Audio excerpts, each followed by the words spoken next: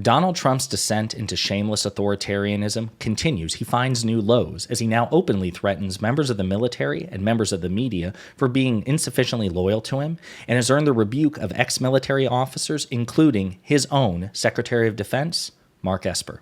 But before we unpack all that, if you haven't yet, please hit that like, subscribe, and the alert bell. Maybe check out my Patreon. I'd appreciate the support. All right, folks, here's the situation. The protagonist of this particular story is a guy named Mark Milley. If you don't know who Mark Milley is the chairman of the Joint Chiefs of Staff. The chairman of the Joint Chiefs of Staff is essentially the principal military advisor to the president and the Secretary of Defense, okay? Mark Milley is unique because he was appointed under Donald Trump. He served under, I think it was the last 2 years of the Trump administration. So he was there as Donald Trump tried to steal the election from Joe Biden. He was there during the events of January 6th. And then he continued in his role as the chairman of the Joint Chiefs of Staff under President Biden. And so he was presiding over the withdrawal of Afghanistan along with Secretary of Defense Lloyd Austin. Mark Milley occupies a unique role in modern U.S. history because he was the chairman of the Joint Chiefs of Staff under a fascist, Donald Trump, and under a sane successor, Joe Biden. Now, he's retiring. He's leaving the chairmanship. I think he's got like 7 days left. And so a lot of people are writing about Mark Milley. He's been the topic of books and, op-eds and exposés and essays. And there's a great piece in The Atlantic. Okay, and this is where the story really begins, because Mark Milley is making the case that if Trump is reelected, Mark Milley is going to be one of Trump's primary targets, okay? Milley has told friends that he expects if Trump returns to the White House, the newly elected president will come after him. He'll start throwing people in jail, and I'd be at the top of his list, he has said. But he's also told friends he does not believe the country will reelect Trump. Now, I hope he's right about the latter, but even General Milley even saying that the former is possible, that he might be jailed because of Donald Trump, is truly terrifying. Now, why would Donald Trump want to jail Mark Milley, who served him? Well, we have gotten reports, at the tail end of the Trump presidency, I think it featured in a Bob Woodward book, Peril, that came out like 6 months or so after Trump left the White House. Mark Milley was nervous about Trump, understandably so. Milley is exceptionally well-read. He's very thoughtful. He's what a lot of people call a warrior poet. So even though he's an experienced general, an experienced soldier, he looks the part. Apparently that was one of the reasons why Trump wanted him for the chairmanship, because he looks like this tough, grizzled soldier. He is about as philosophical as a person can get, a true warrior poet, and he recognized Trump's authoritarianism. So he had to walk this tightrope while being a military advisor subordinate to the civilian leadership of the executive branch, which is crucial for our democratic republic, and yet having to also tacitly protect that democratic republic from a deranged civilian president. So we heard reports that he was extremely nervous about the attempts to steal the 2020 election, that he was nervous about what Trump might do if he wanted to fire the nation's nuclear payload, because you may or may not know this, but the president of the United States is the sole nuclear authority. Nobody, not Milley, not the Secretary of Defense, not the Speaker of the House, not the Vice President, not the Supreme Court Justice, the president and the president alone can authorize the launching of a nuclear weapon. And when you put that kind of literal world-ending power in the hands of somebody like Donald Trump, it would probably make anybody sweat. And Trump supporters hate Milley, especially since this stuff came out. Milley should be tried or will be tried before a military tribunal, says Steve Bannon, a Trump supporter who used to work for Donald Trump and may yet work for him again. Donald Trump himself, Mark Milley, who led perhaps the most embarrassing moment in American history with his grossly incompetent implementation of the withdrawal of Afghanistan, costing many lives, leaving behind hundreds of American citizens, and handing over billions of dollars of the finest military equipment ever made, will be leaving the military next week. This will be a time for all citizens of the USA to celebrate. This guy, who turned out to be a woke train wreck, who, if the fake news reporting is correct, was actually dealing with China to give them a heads up on the thinking of the President of the United States. This is so egregious that, in times gone by, the punishment would have been death. What he's referring to is reportedly Chairman Milley, General Milley, reached out in the aftermath of Trump's defeat, when Trump was like openly questioning about who to attack. He reportedly reached out to his Chinese counterpart, the Chinese defense secretary, because China was under the impression that a deranged Trump in defeat would lash out against China using the nuclear payload, thus triggering World War III and a nuclear war. And so Mark Milley did the responsible thing. And he's like, hey, look, this isn't going to happen. We don't know anything about this. Don't worry about it. These are rumors, but I assure you there's going to be no nuclear strike on you. Mark Milley may very well have saved the world, quite literally speaking. That's what Donald Trump is talking about.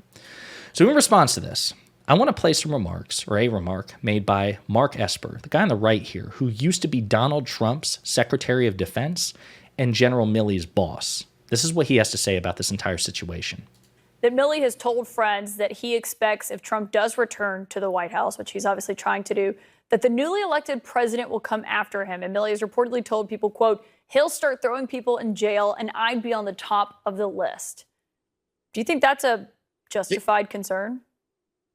Look, I think it's a legitimate fear. If you recall from my memoir that you mentioned at the top, I cite a circumstance where the president, egged on by his close advisors, wanted to call back to active duty Admiral McRaven and General McChrystal to court-martial them for some things that they allegedly said in the public domain. And Milley and I had to talk the president out of doing that for any number of reasons. So is it possible that a new loyalist sitting around Trump in the Oval Office will say, let's call up Milley? Yeah, it's quite likely. Now, the good news is, if there's a silver lining in all this, is Trump's kind of poisoned the well. I don't know that a jury could, or anybody would find that he could be given what we would call command influence, that such a thing could happen. But nonetheless, I think it's a legitimate fear. The president's also said that a second term would be about retribution, right?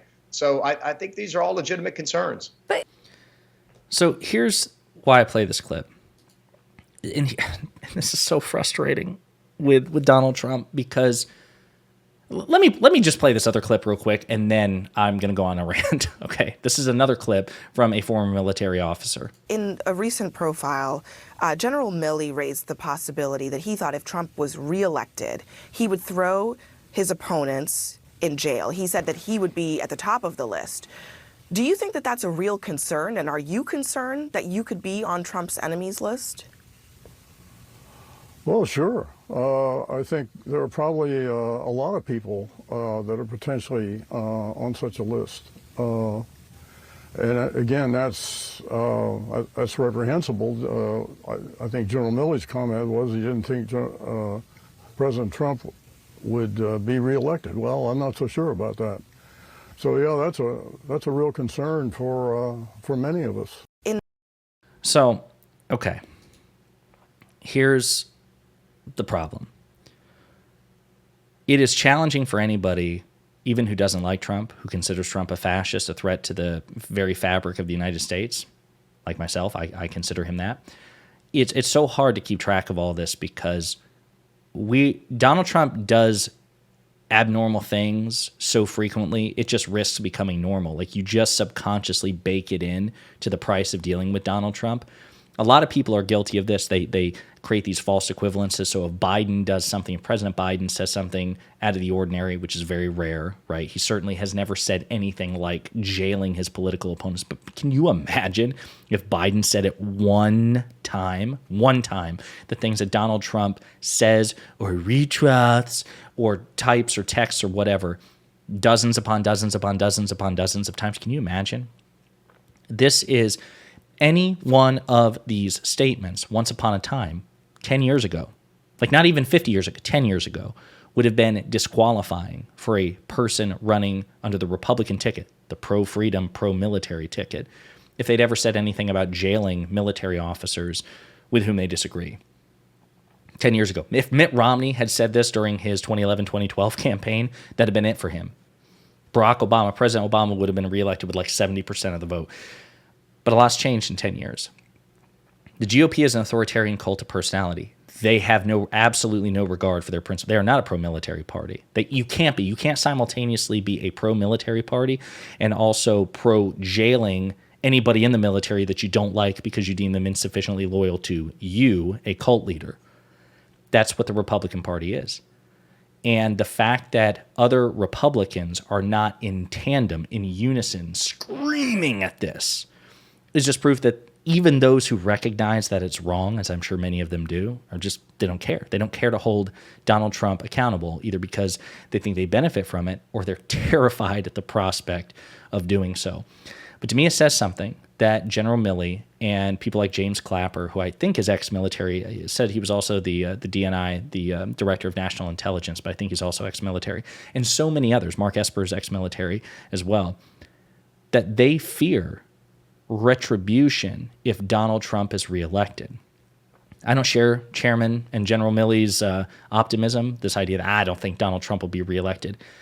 I have absolutely no basis to believe that. I think the odds are against him in the long term, but it says something that even though he's been indicted 4 times and says stuff like this on the regular, he's still polling neck and neck with President Biden, who is a relatively sane, relatively well-adjusted man who has enormous legislative and executive accomplishments under his belt. This is the political terrain of the United States. And this is why the Republican Party has to be punished again and again and again and again and again, in perpetuity if need be, at the ballot box. They need to lose every single election everywhere they possibly can until there's like a hard factory reset and they become a sane, loyal opposition party once more. But I doubt it's coming anytime soon.